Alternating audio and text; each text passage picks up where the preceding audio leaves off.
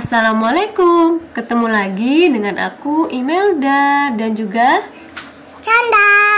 sebelumnya aku ucapkan terima kasih yang sudah klik video aku dan terima kasih yang sudah subscribe. Bantu support channel aku dengan like, comment, and subscribe supaya aku semangat upload videonya. Ini suara aku agak bindeng ya, karena beberapa hari ini itu aku lagi flu. Sepertinya karena memang lagi musim flu ya kali ya. Karena hampir semua teman kantor aku tuh kena flu gitu. Nah, dan karena aku flu jadi Canda juga ketularan gitu. Kemarin Rabu aku izin tidak kerja karena Canda sakit. Nah, jadi tuh di hari Selasa aku kan kerja. Nah, Selasa sore itu aku diinfo sama bapak kalau Canda nggak enak badan gitu. Dan alhamdulillahnya Canda itu cocok dengan madu TJ yang panas dalam gitu. Jadi begitu bapak kasih tahu kalau Canda kurang enak badan, aku langsung beli madu TJ dan aku kasih ke Chan. Di Selasa malamnya itu karena mungkin baru kena flu-nya ya, jadi Canda itu tidurnya kurang nyenyak karena hidungnya mampet gitu kali ya. Nah, akhirnya di hari Rabunya aku izin tidak kerja dan aku kasih Canda madu dan alhamdulillah di besoknya itu udah mendingan dan dia sempat demam juga ya. Aku beli bye fever juga dan alhamdulillah di hari Kamis aku sudah bisa kerja lagi. Teman-teman gimana kabarnya nih? Semoga selalu dalam keadaan sehat ya. Nah, ini aku lagi bikin lumpia sayur. Ini aku lagi potong-potong wortel dan juga kol. Dan ini aku di dapur itu ditemani sama bapak juga. Bapak lagi main apa ya, gitar kecil tuh, apa namanya bapak? Ukelele. Nah, aku udah dari lama ya pingin ini. Sebenarnya tuh ada yang jual di dekat kantor aku, tapi harganya juga lumayan. Per piecesnya itu 3.000. Tapi ya ukurannya memang jumbo gitu ya. Itu ada angkringan Jogja di dekat kantor aku. Nah, itu ada jual gorengan-gorengan gitu juga. Nah, karena biar hemat jadi aku bikin deh. Nah, kalau misalnya bikin kan bapak dan Canda juga bisa ikut makan gitu kan. Dan aku juga mau bikin stok di kulkas, nanti kalau misalnya ada lebihnya akan aku taruh di kulkas. Jadi ini tuh bahan-bahannya ada kol, wortel, aku juga pakai toge dan ada sedikit jamur, ada pakai daun seledri dan daun bawang juga. Oke, kali ini aku akan membahas beberapa kesalahan aku saat mengatur keuangan di tahun-tahun sebelumnya. Tonton videonya sampai selesai, semoga bermanfaat. Mengatur keuangan adalah aspek penting dalam kehidupan kita yang memengaruhi kualitas hidup dan stabilitas finansial kita serta keluarga. Kesalahan dalam mengatur keuangan dapat memiliki dampak yang signifikan pada kehidupan sehari-hari dan juga masa depan kita. Jadi, yang pertama yang kesalahan yang aku lakukan yaitu tidak membuat anggaran di setiap bulannya. Tidak memiliki anggaran atau rencana keuangan dapat menyebabkan pengeluaran yang tidak terkendali. Ya, jadi dulu aku tuh setelah terima gajinya yang nggak aku pos-posin atau nggak ada pembagiannya gitu. Jadi uangnya masih jadi satu. Karena jadi satu kelihatannya kan masih punya uang banyak. Jadi aku tuh main belanja-belanja ini itu dan tahu-tahu uang itu tiba-tiba habis aja gitu. Dan itu sangat tidak baik dan ujung-ujungnya aku pusing sendiri gitu kan. Dan kedua, tidak memiliki dana darurat keuangan.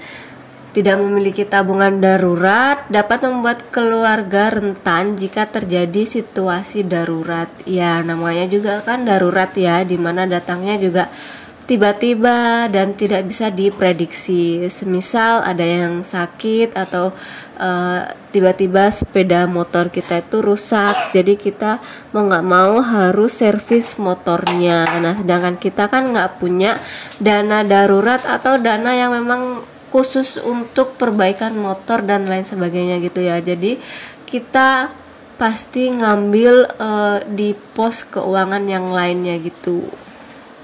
Ini Chandra juga masih ada batuk-batuknya ya. Nah, ini tadi aku udah tumis bawang merah, bawang putih, dan juga pakai bawang bombay. Setelah bawangan itu harum dan mulai layu, baru deh aku masukin sayur kolnya dan juga wortel.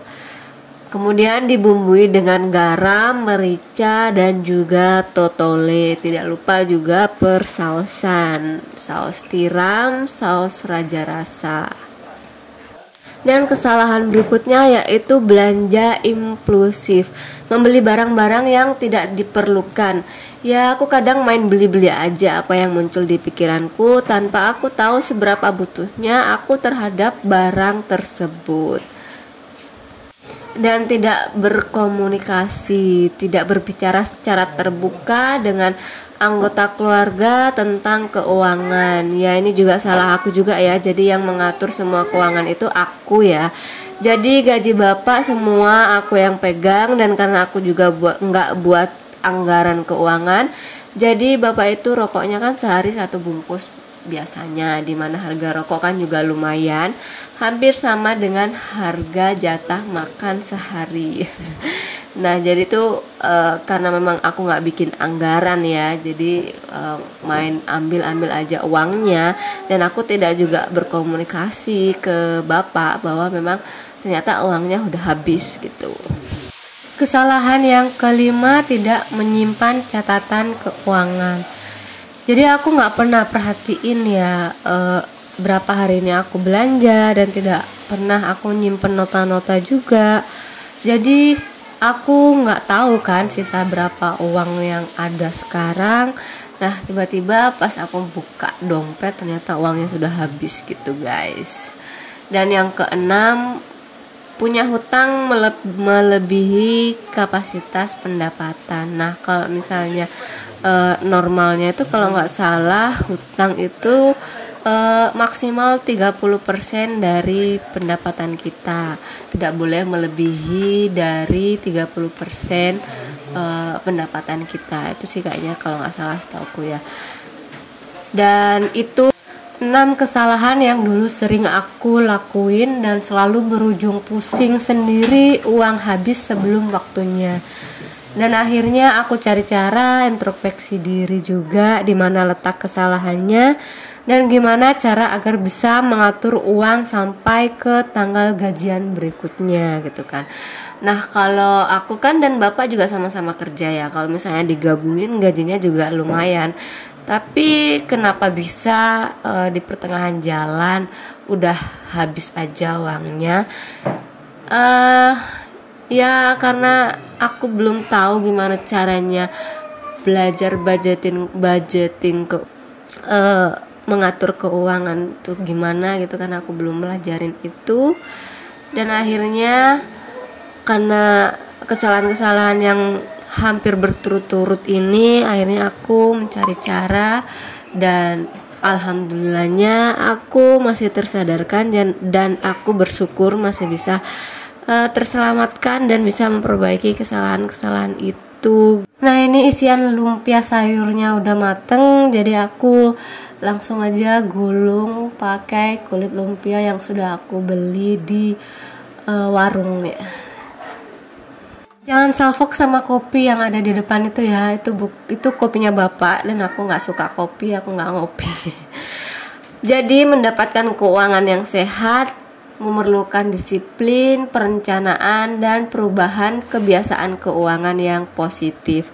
Beberapa solusi yang aku lakukan untuk memperbaiki kesalahan dan demi mencapai keuangan yang lebih sehat. Dengan cara yang pertama sudah pasti membuat anggaran.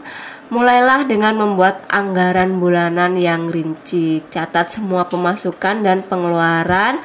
dan ini akan membantu kita memahami bagaimana uang kita mengalir dan di mana bisa dapat menghemat. Prioritaskan tabungan dana darurat.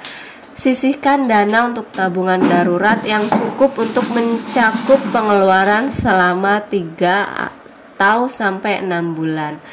Jika terjadi situasi darurat seperti misalnya kehilangan pekerjaan atau masalah kesehatan mendesak, kita tidak mengambil di pos yang lainnya lagi. Lunasi utang dengan suku bunga tinggi. Prioritaskan pembayaran utang yang memiliki suku bunga tinggi seperti kartu kredit misalnya, dan syukur aku nggak punya. Dengan membayar utang ini lebih cepat kita menghindari membayar uang yang berlebih. Investasikan untuk masa depan. Berinvestasi adalah cara yang baik untuk membangun kekayaan jangka panjang. Pertimbangkan untuk berinvestasi dalam reksadana, saham, atau dana pensiun. Penting untuk memulai sejak dini untuk memanfaatkan kekuatan bunga majemuk. Berikutnya, buat tujuan keuangan. Tetapkan tujuan keuangan jangka pendek dan juga jangka panjang. Ini akan memberikan motivasi untuk menghemat dan berinvestasi. Cari cara menghemat dengan cara identifikasi cara-cara untuk menghemat uang seperti membandingkan harga sebelum membeli, atau bisa menggunakan kupon voucher dan memanfaatkan program loyalitas. Kendalikan pengeluaran emosional. Sadari kapan emosi mempengaruhi keputusan keuangan kita. Hindari pengeluaran impulsif saat emosi sedang tinggi. Mendapatkan keuangan yang sehat memerlukan waktu dan kesabaran. Selalu ingat bahwa perubahan kecil dalam kebiasaan keuangan sehari-hari dapat memiliki dampak besar pada keuangan dalam jangka panjang. Oke guys, sekian dulu video kali ini. Semoga bermanfaat dan assalamualaikum, bye bye.